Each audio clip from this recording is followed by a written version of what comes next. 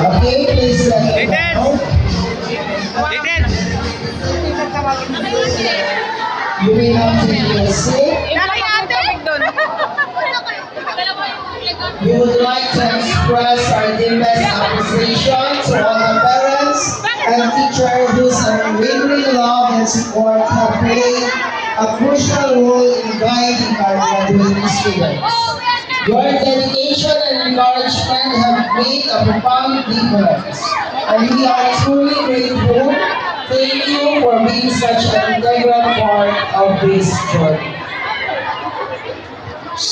The art of beginnings is significant, but the art of closure is even more profound.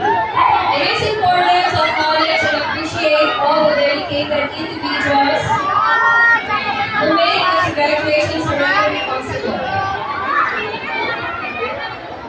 Now, please welcome our teaching staff president, Mr. Neil E. Dugay, as he offers his words of acknowledgement and closing remarks. Ben, picture ko kayong tatlo. Sige na, Russell. Ay, Angela, take na. Ay, Ben, Russell. Okay, a moment of silence. Bigyan dito.